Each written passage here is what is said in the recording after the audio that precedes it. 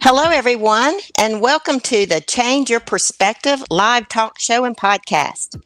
My name is Patty Sutton. This is the second episode of our new pilot talk show and podcast headed by the Zane K. Coutura International Institute of Pneumatology. Today, we are interviewing the Business Master Mentor as well as Executive and Entrepreneurial Business Master Coach of the Institute. His name is Telvin Jeffries. Telvin, good evening. How are you doing? Good evening. Happy Patty. How's your day been going? My day is good. It's a good Thursday. The week is almost over. TGIF. But actually, all days are good days. Isn't that the truth? It's all in how we look at it, right? There you go. Yeah. Every day is a great day. That's right. So in our last interview with you, you gave us some insight into your story and how you became a business master mentor. We are interested in learning a little more about you tonight. So tell us about your professional and business career and how your faith has influenced your career. Can you tell us a little bit about that? Yeah. So, I started my career actually in business by mistake. It probably wasn't a mistake for God, but it was a mistake from my perspective. I'll tell you a funny story. When I was a little kid, I used to play with Matchbox cars, and I always played like I was a business executive, like I worked for a retail company as a business executive, and so funny enough, when I actually started college, I really thought I would go be a religion philosophy major and actually maybe go into ministry. And for me, I would say that at that point in time, I kind of thought, well, plan A is probably should go in to do something in ministry, and plan B would be something that I would go do work in the traditional workplace. Yeah. But the truth was that's not all. I probably wasn't looking at it right now. I know that. But I got a job while I was in college working for a retailer that I always dreamed of working for. And they actually, while I was in school, they actually put me in a manager trainee program. And that's kind of what started it. And I was like, oh, I should pursue business. And I certainly should pursue this thing of being a manager or a leader. And I just rapidly progressed at it. And, there would be days that I would just be in the shower or driving to work, and things I didn't even know to do, Holy Spirit would just actually tell me, when you get there, do this. Or if there was something that was about to happen that could have derailed me, he would warn me and tell me. And I don't think that's unique to me. I think I spent a lot of time, even when I didn't really understand everything about the Lord, which I still don't, but I understand less. I understood less then. He was always talking, right? And I was always talking to him. And so I believe I was able to hear him, and he would warn me and tell me things to do. And listening to all those things allowed me to progress. And for what I know today is what some of us would call our intuition. Mm-hmm. It's really God speaking. Yeah. Right? Yeah. And I would even walk into meetings and not know like what I should say and feeling totally out of place. And he immediately give me something or a point of view or context when I was asking a question. And I tell you, a lot of times I didn't even know what I was talking about. I was like, how did that come out of me? Isn't that something that's like, um, you know, you're on the right track and you're doing the things that you're supposed to be doing when everything seems to fall into place like that, don't you think? Yeah, definitely. For me, it just all kept clicking, and I wasn't. It wasn't that I didn't have to work hard, but it was effortless and finding the opportunity effortless and actually navigating it, even though there were some crazy times. Yeah. It was more like I always have somebody telling me what to do Yeah. and And it's like, forewarning me. is it like you would have automatic creative ideas, things that you didn't even realize you had, and all of a sudden you would have it? Yes. That's wonderful. Well, what's one thing you wish you had known when you began your career? I think I wish I'd have known that that no one actually has all the answers, that everybody's trying to figure it out. Mm-hmm. And I assumed everyone had all the answers and they needed to know everything in order to be successful. And what I realized is most people were actually figuring it out the same time I was figuring it out. Does that make sense? It does make sense, and it kind of takes the pressure off of you too. You don't have to know everything. Yeah, absolutely. Well, one of the best pieces of advice I got, I was probably 23, 24 years old, and I had to do this big presentation um, to a front of a lot of executives, and I forgot some of the things that I was supposed to be talking about. And I went to my boss's boss and said, "Oh, I'm so sorry. I forgot to talk about this and that." Mm-hmm. And he looked at me and he said, "Well, nobody knew but you. Why are you worried?" That's pretty good. And that's a mantra that I use quite honestly throughout for me throughout my career now, spanning now 20 plus more years since then. I've went the problem is you know what you know. They don't know what you know. So why are you putting so much pressure on yourself? And we're all trying to learn how to navigate whatever we're doing, and especially today, just because we're facing things that we've never faced before. Yeah, that's so true. Well, people don't usually like to talk about their failures, but what would you, if you don't mind sharing, what would you say is one of your, well, not one, but your biggest failure, and what did you learn from it? Because we do always learn from them. Yeah, absolutely. I would say for me, one of the one of the things that happened for me was there was a time when I became so intense around the work, and I actually tell you, I got a little arrogant, Patty. Like, Hmm. listen, I'm this young guy, I'm doing really, really well, and um, I got in a situation where where I got myself to the place that I had isolated all of my teammates, actually performing. But I isolated them because I was like, I don't need you. I'm the best performer. Hmm. I don't need the relationship with you. And it created really, and I call that, it's relationship failure, right? Yeah. And what it created was it put me on an island by myself. And I had to work hard to recover from that, because those those people no longer actually, and I'm not saying they tried to hurt me, but what they did is they stopped telling me things I needed to know about what was going on around me Yeah. because I isolated them. I could see that.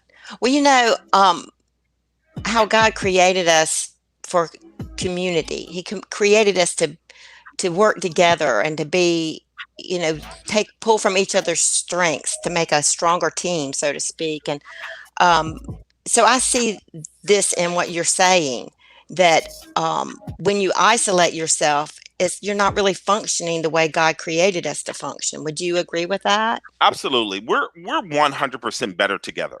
Yeah. And I think even today, when we look at our issues of what I would say in the United States of our I'm not going to say racial fracture because I think there's one race. It's the human race, That's right? right. I Right. agree. Yes. There may be different. They're different. I call it. There's different melanin uh, shades, right? They're different Mhm. melanin. You know, some of us have more melanin than the other. But I am convinced that um, we're kind of like this. You know, I have 5 fingers, right? Right.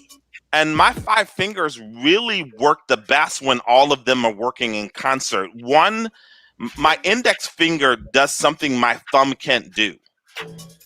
Exactly. And I think that's what happens in the races. I believe a lot of the secrets, a lot of the information, the ways to navigate the world, bring creation back to its original design is hidden in each of the ethnicities that we're fighting with each other.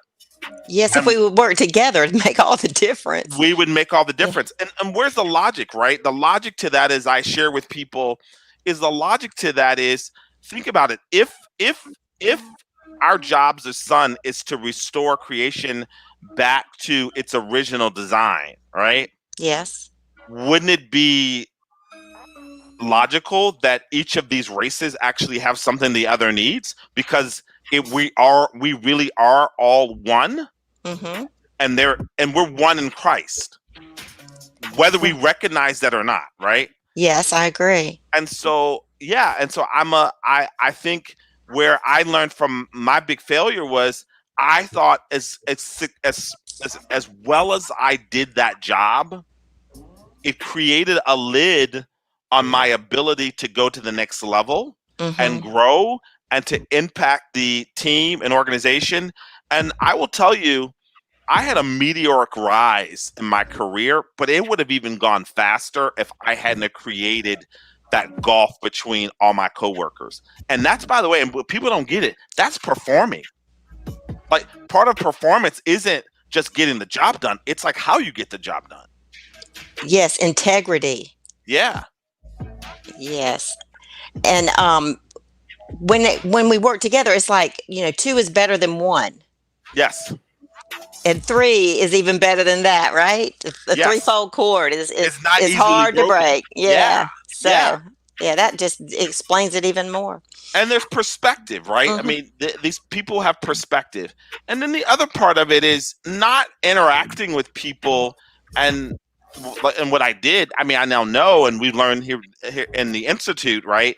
Is what Hmm. I've learned is that me withholding my support of their agenda and their initiatives was very selfish. Like I was like, my stuff is working. I don't Hmm. need you. Well, wait a minute. What if they needed me? And, I mean, I'm there being part of an organization. I'm not. It's not Telvin Incorporated. Right. It's the organization, not just one Yeah. person. And so I was failing the organization by actually being only focusing on Telvin's agenda and Telvin getting what he did. And I mean, I literally will tell you, if you didn't have anything, if you stopped what I wanted you to, you were in the way or didn't support me, I just didn't even pay attention to you, Yeah. which was But so bad. but it's so good that you learn from it.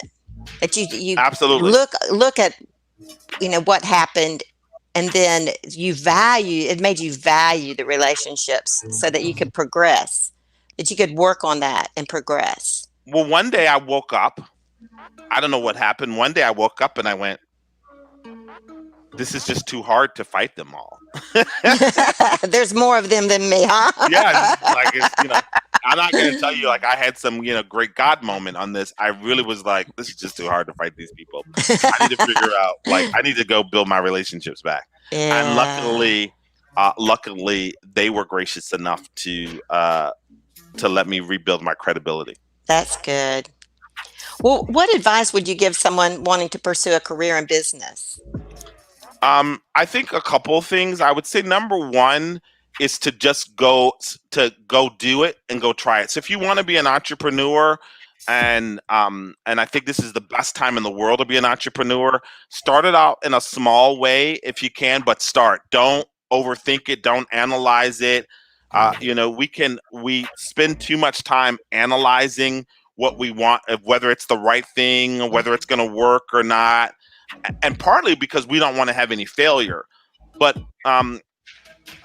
my belief is you should take small steps towards your goal consistently every day, but you can't be scared.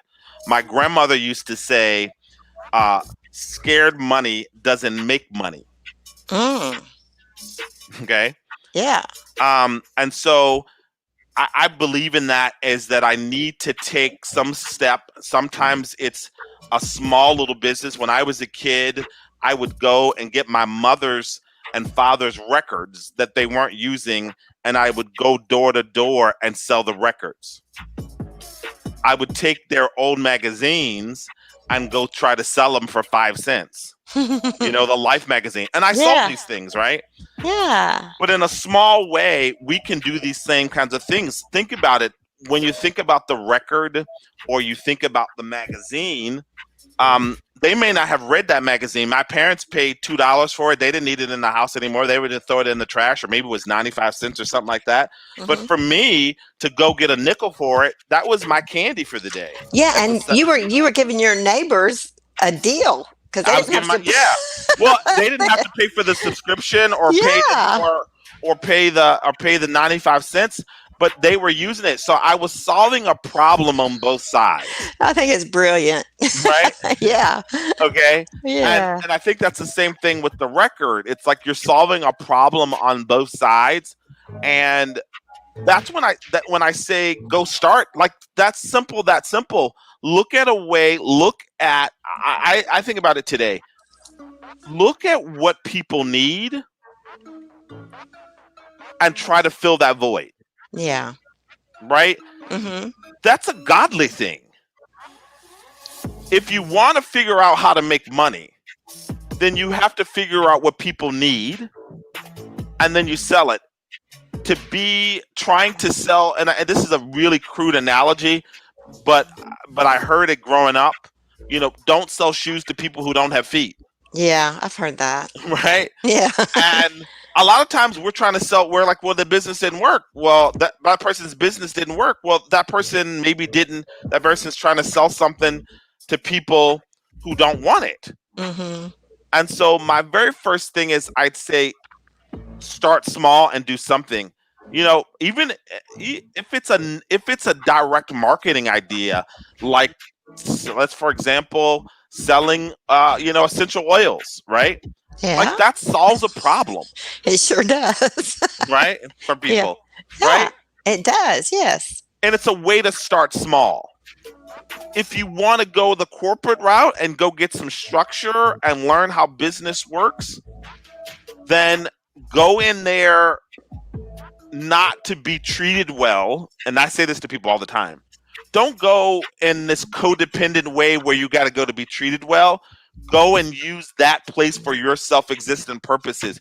Go solve their problem, and also go knowing that it's going to solve your problem by getting you experience, so that it's a stepping stone to the next thing. Yeah, a win-win on that for It's a sure. win. Yeah, and the Bible tells us, don't despise small beginnings. True. So you Yes. got to start somewhere. So Hmm. my whole thing is, stop thinking about it, start. Good point. Very good point. Well, if let's see. If when what's the most important advice you have received as a business owner?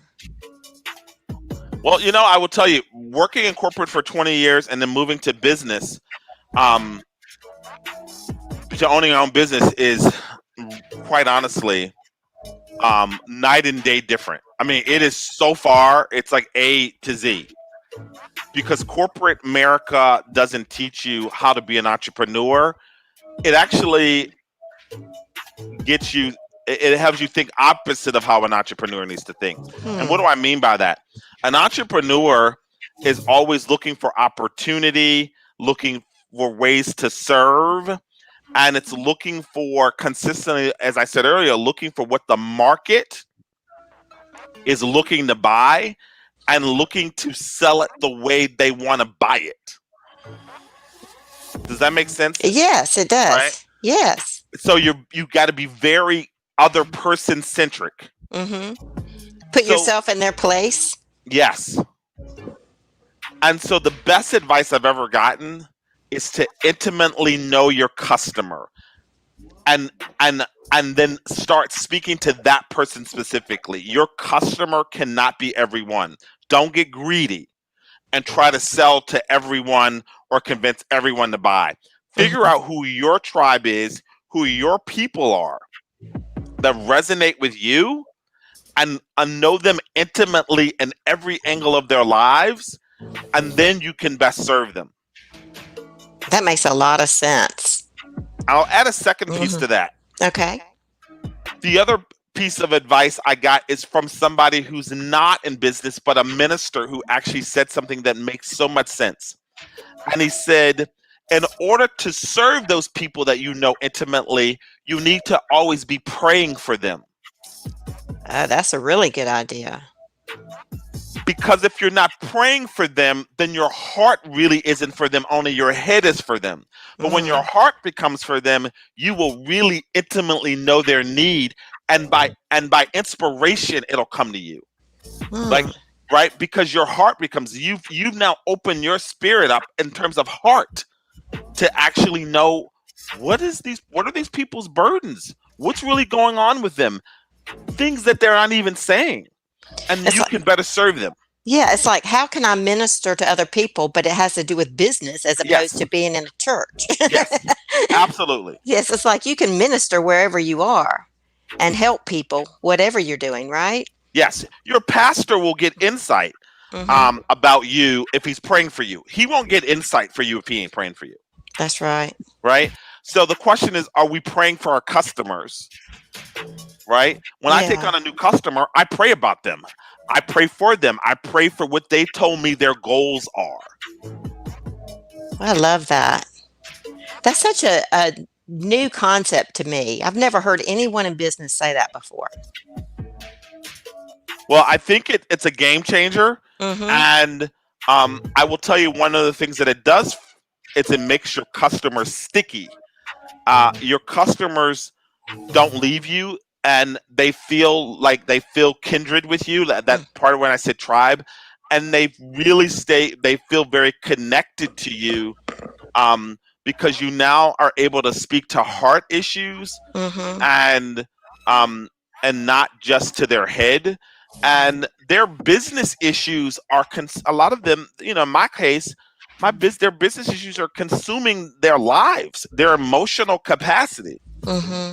And so if I can pray for them and then have insight and discernment in how to help them, right? It's Yeah, far better than all the intellect that I can apply to it. absolutely.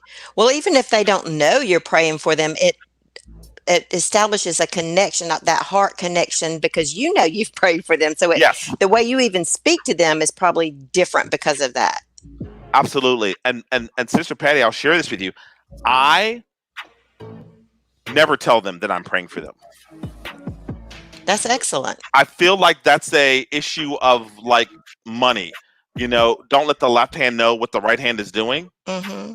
I feel like that on the prayer. I don't need to tell them that because I don't want their kudos and I want them thinking I'm, like, oh, he really prays for me or whatever. No, I'm praying for you because I feel like that's part of my job, and I'm no longer and I shared this a couple of weeks ago on Facebook. I came to this conclusion partly from some insights that I got from the institute, but one day it just hit me. I was like, there is no secular or sacred. It's all one thing. I'm a minister of Christ, period.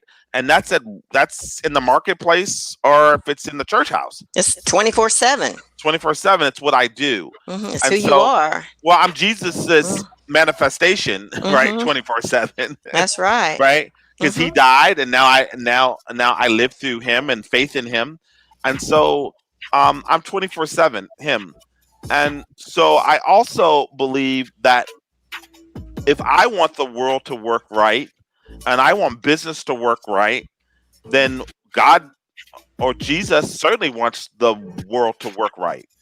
So why shouldn't I pray for them? Mm-hmm. Well, you know what I just wrote down, Telvin? I just wrote down job duties. Number one, pray for your customers. There you go. That's my take. That's my main takeaway so far. I'm going to tell you right now. I love it. I love it too. Well, tell me this. What are some of the best resources you have that have helped you along the way? There are a couple things. I tell everyone, whatever industry you're in, if you're not reading a trade publication, meaning a magazine or a website that isn't specifically tied to your craft, you're doing a disservice to yourself and to the people you serve. Makes sense. Right? When I was in corporate America and I was in retail, I'm reading everything about retail. I'm reading the magazine. I'm not just doing retail work. I'm reading about retail and trying to develop my knowledge, because I'm supposed to do everything as unto the Lord. I can't do it unto the Lord if I'm ignorant. True. Right? And when I say ignorant, people think about well, you're saying I'm dumb. No, but sometimes we are dumb about the area in which we said we're going to derive our income from. Like we only know what we knew. Yeah. Right? Yeah. But things are changing every day. So I would say first thing is to really, if you're in, if you're going to, listen, a lot of people want to do coaching right now.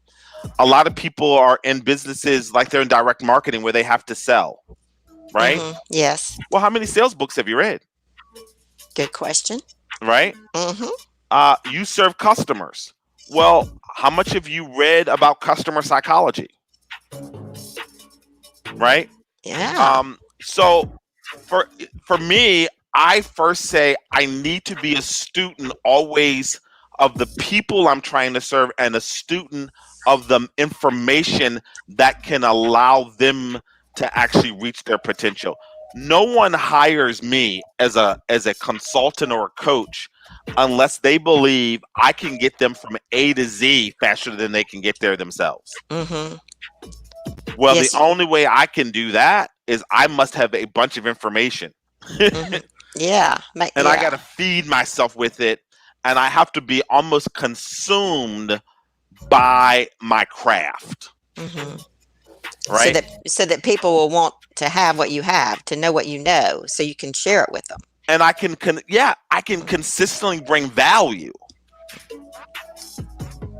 Right? I got to be a value generator, but I got to have input to give the output. Exactly. And you can't fake it. You've got to know it. You got to know it. You got to know it. Well, and people, listen, people know, right? When they're talking to you, their heart tells them if you know what you're talking about or not, even if they don't understand everything about what you do. Yeah. And if they're not benefiting from it, they're not going to hang with you. Well, and if they're not, we're probably maybe stealing. Right? Right? I think about this, right? I go, if I don't really know what I'm talking about, well, I'm kind of taking from you, right? Yeah. Because you hired me because you assume that I'm an expert on something. And then the integrity just went out the window. And integrity went out the window. And then here's the thing: when they don't get results, you're going to condemn yourself. Even if you never say it, your subconscious is going to say to you, I failed. I failed. Yeah. And you don't want to stack that on top of one after another. It's pretty hard to do, right?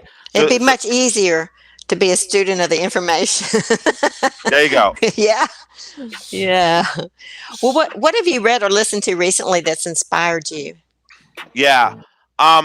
It's funny, when people always ask this question, and they talk about books, and then, people say, "What's the best book you've ever read?" and all this kind of stuff, and everybody goes to the Bible. Um, That's an well, easy answer, right? yeah, it's the easy answer. So I'm going to step outside of that, right, and Yeah. say one of the books that I'm reading right now that's actually really really helpful. I love this book. It's actually called "How to Think Like a Billionaire." Ooh. Okay, Who wrote that? his name is Jim Altucher, I'm and writing this down. yeah, Jim Altucher, Okay. Altucher. And here's the deal: if there's some of us who don't like to read. True. If you don't like to read, he actually has a YouTube actually that's about an hour and 20 minutes, which basically highlights the book. Nice. And the book is available in a way that you can listen. It's an audio book. A version is available of the book. Mm-hmm. And he interviews other billionaires in the book and he asks them questions. So he's not only talking about how to think about a bit like a billionaire, he's also actually interviewing the people that he's talking about. And it's research based. So he went and talked to billionaires and like you're interviewing me today, he said, "Look, I'm not a billionaire, but I'd like to be one. Let me figure out what their habits are." Yeah, that's a very good idea. Right? Yeah. And I think that's important because I'm a firm believer in if I want to understand marriage, I actually study good marriages. I study Sister Patty's and I interview her. Mm-hmm. I interview you about your marriage, right? Yes. Because and so I don't go Because I have study. a great marriage of 40 years, I'm proud Yes, to say. exactly. So I don't go Very thankful, yes. So I don't go study bad marriages. And a lot of times what we do, we look at the stories of the persons who fell apart and go, well, that happened, so I won't do this. And we make reference points based off of bad ideas of people who haven't done it. What Jim has done with this book is he's like what are the habits of these other people? My grandmother, I quote her a lot. My grandmother used to say, never be jealous of someone else. Do what they did and you'll have what they have. That's good advice. Right? Yes. And so that's why I like books like Think Like a Billionaire. Exactly. I can see that. I can see why it makes total sense, and I did write that down. Habits are Well, everything. yeah. Well, who are three people? Let's go with three who have been the most influential to you in business. The very first one is my grandmother. My grandmother had a Oh ninth yeah. grade education, and her husband uh, built a business where they started actually uh, taking wood crates. Now this is we're talking in the 30s and 40s in the South. They would take wood crates from the factories in Richmond, Virginia, that were scrap wood crates. They take them, break them down, and turn them into heating wood, and then take the nails from out of them and sell it as scrap metal. Whoa. And then That's so smart. they got that business up to the place where they got volume to where they were doing that, and then they started selling heating oil. My grandparents, African American, half African, part Native American, actually, and her husband in the South, very segregated, crazy times, actually created their business out of nothing, of something that people threw away. That got a business to do, started selling heating oil. Then they got trucks and they started delivering it all around the communities. This heating oil and the wood, and then they opened a convenience store, and they had their own store, and from that business, and then they actually started buying the houses on their block. Wow. That's such a great success story, starting from scrap wood. Yes, from scrap wood, right? When we say That started is from scratch, amazing. they started from it. I can see And why she's a role model. And so she was the kind of person who gave me the drive, the entrepreneurial drive, and showed me it was all possible. And it really didn't have anything to do with whether somebody gave you a chance or all these things. And I'm not saying that people aren't don't have tough scenarios. My grandmother can tell you a million things, but at the end of the day, none of that was going to stop her from being who she needed to be. My Mm-hmm. grandmother still in her 90s would sleep with a shotgun at the foot of the bed. Whoa. And my grandmother would say a saying that I think of today. She would say, every day, boy, you get up to fight. You get up, you fight to kill, or you fight to die. That's your approach for life. Huh. And she didn't mean literally kill anyone, Right. and she didn't mean literally die, Yeah. but she meant be that serious about it. Mm-hmm. And that means it doesn't matter what people say or what they do against you. That's part of the journey. What a blessing she was. Absolutely. Yeah. And this is a woman who, by the way, besides the business side, I knew my grandmother is a woman who was on her knees praying throughout all day and singing her spiritual songs to the Lord. Mm. And I probably watched more Billy Graham than anybody in America. Hmm. I think I got saved 300 times from Billy Graham crusades. That's a Because I've great seen so memory. many of Yeah. them. Yeah. So she's number one. Yeah. Number two is a man named Claude Martin, who I met when I was working for that retailer. Claude Martin actually one day told me when I was 21 years old, I was working before I became a manager trainee. He looked at me one day, and he was probably 10 years older than me. And he looked at me, he said, "There's something special about you." He goes, "One day I'm going to work for you." That's something he saw that. It, we don't realize how important it is that to have people speak into your life something that sets your trajectory.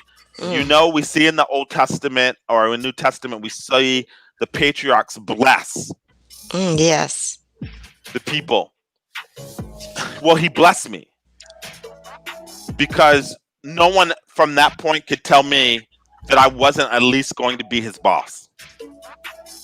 He told you that and you believed him. And I believed him. Yeah. It makes all the difference. It makes all the difference. And so some of us have to go back and say, who spoke into your life? Believe them and go after it. Maybe it was God speaking through that person to you. Mm-hmm. I believe it was Claude Martin in my case.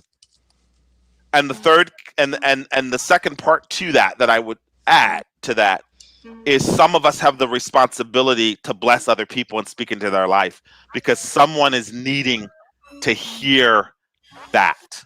That's what I was just thinking. As you were saying that, I was thinking it encourages me to want to speak into others' lives. Mm-hmm. So, and who's your third person? My third person is a guy who is now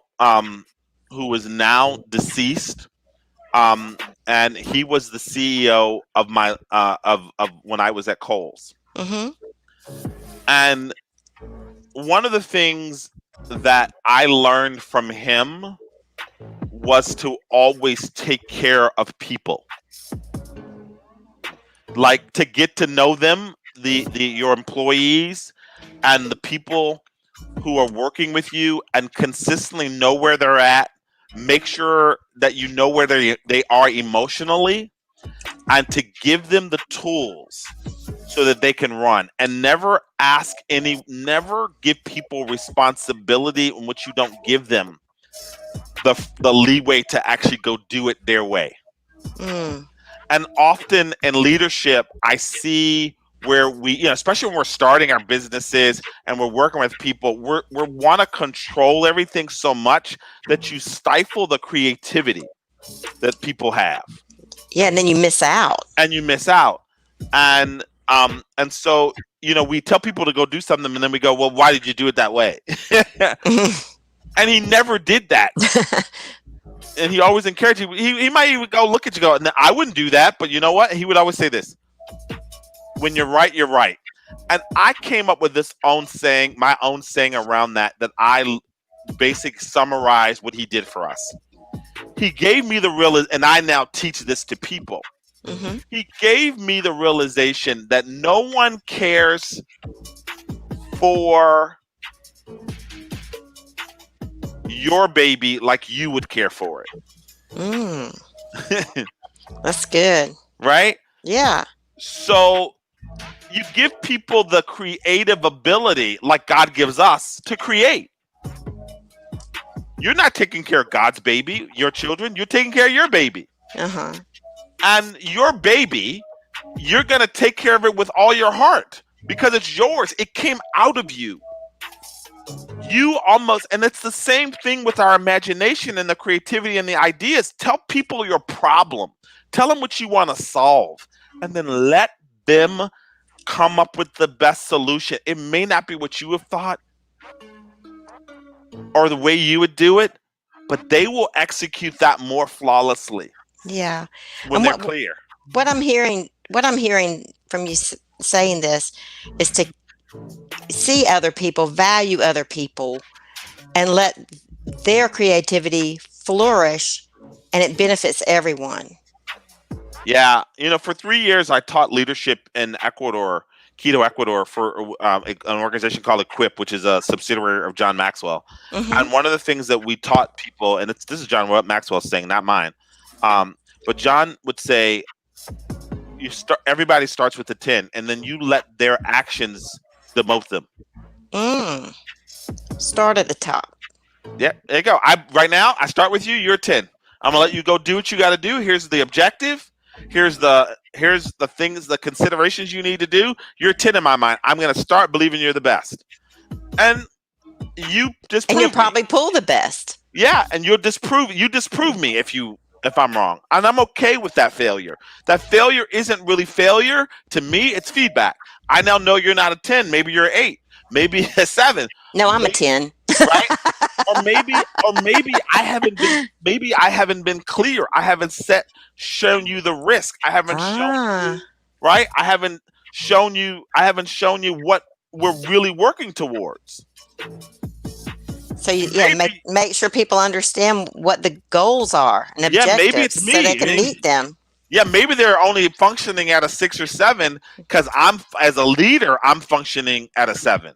Well, that's where that good communication comes in, and the way you talk about caring Yes. about your people, that you will communicate with them naturally. So you would find out if there's misunderstanding. Yes, one of the 21 irrefutable laws of leadership is that there's the law of the lid. I've never heard of that. You're gonna have to tell more about that. What is that? If I'm a leader who functions at a 7, Uh-huh. I can only have 5s, probably 5s and 6 working for me. Leaders who are 7, 8, or 9, they won't work for me because I will stifle them.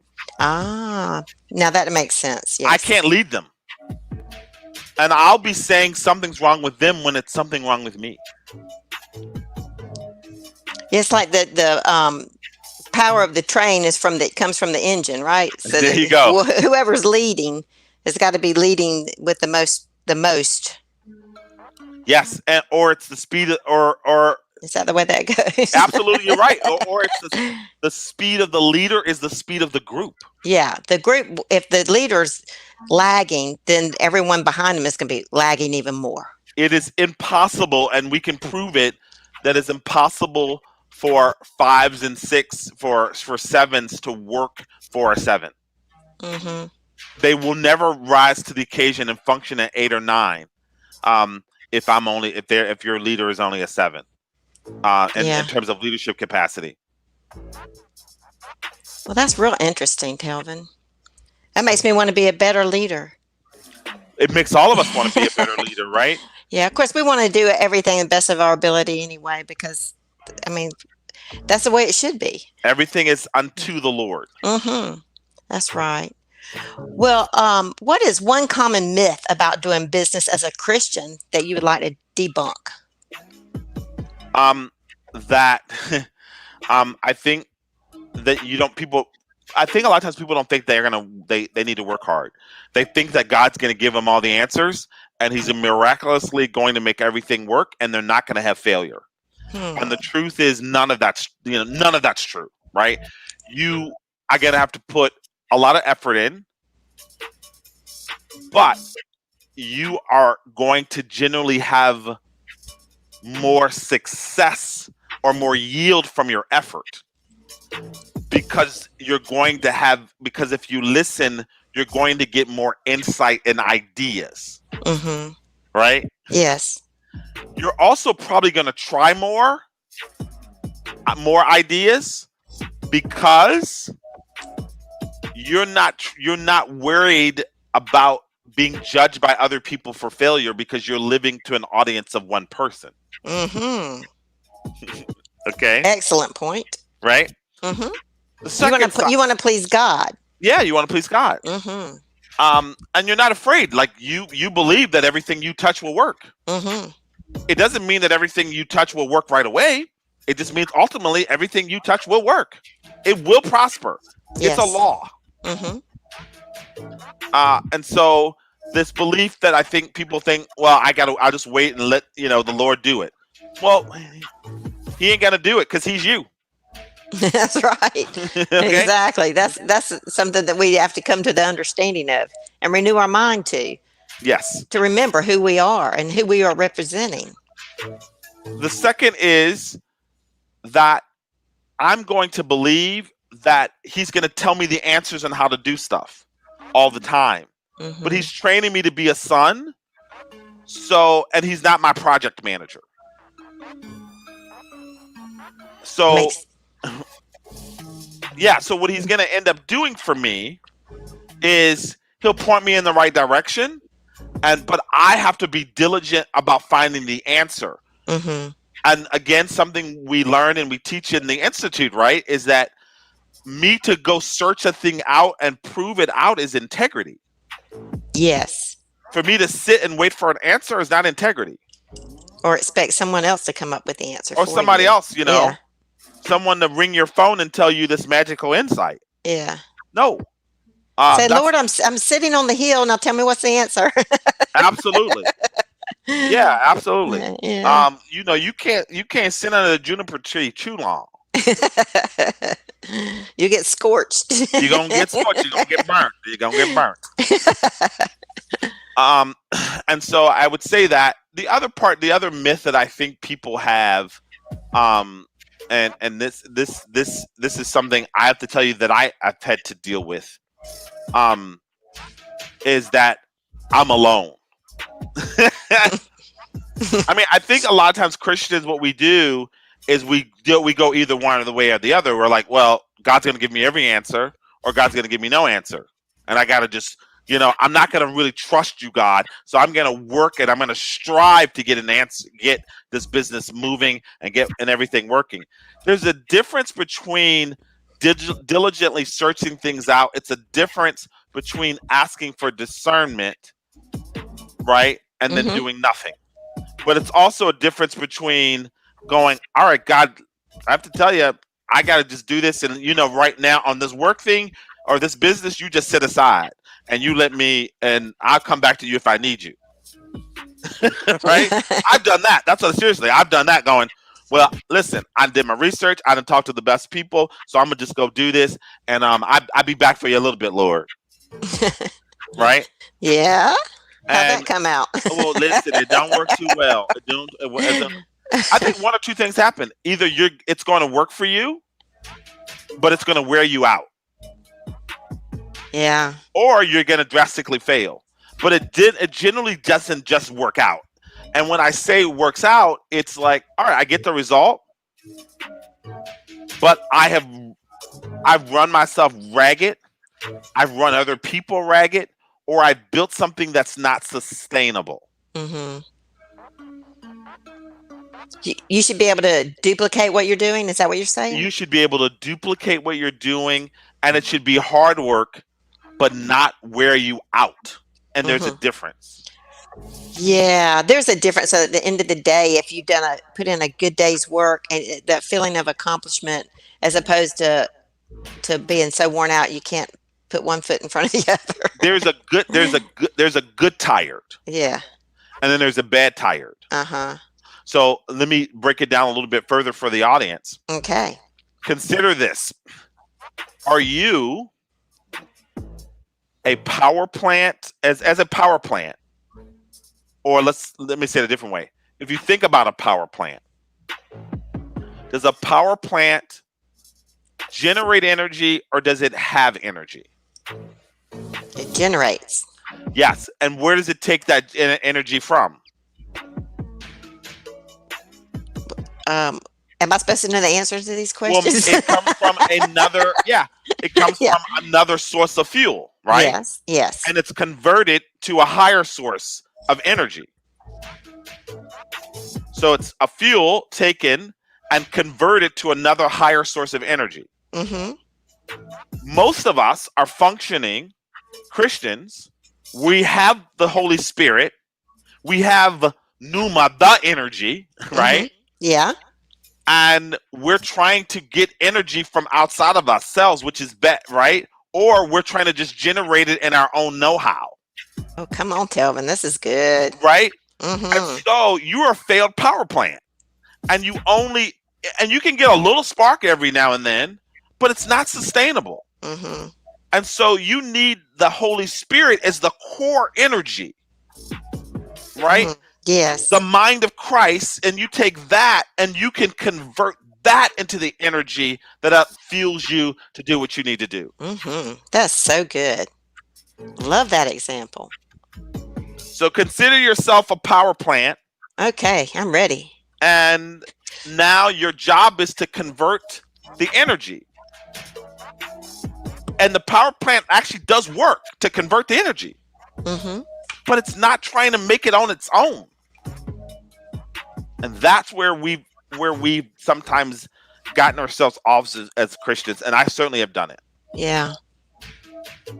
That's really good to think on it like that, to have an example like that, to put it in your mind so you have a better understanding of it. Yes. Right? Yes. And that's one good thing about our institute, and also about having someone like you to talk to. So with that in mind, where can our listeners connect with you online? Certainly I'm Telvin Jeffries on Twitter. I'm on you can get me on Instagram, and that's Telvin Jeffries. And then you can also find me on Facebook under as Telvin Jeffries. My company is called Human Fluent, and that's the word human and FLUENT, like I'm fluent in Spanish, but my company, we're Human Fluent. We understand people. And so we help you figure out how to navigate business, teams, and your career. That's so good. Well, thank you for the awesome interview, Telvin, and for sharing about yourself and what made you who you are today. It's been very interesting, inspiring, and informative. I look forward to hearing more from you in our upcoming interview, Telvin. And thank you to all our listeners for joining us. May you be abundantly blessed. And please be sure to subscribe to the Zane K. Couture International Institute of Pneumatology to be part of our mailing list and to follow this life-changing pilot talk show and podcast. You do not want to miss one episode. And our website, it should be up on the screen, but it's www.internationalinstituteofpneumatology.com. And good night. Good night, Patty. Thank you. Good night. Bless you.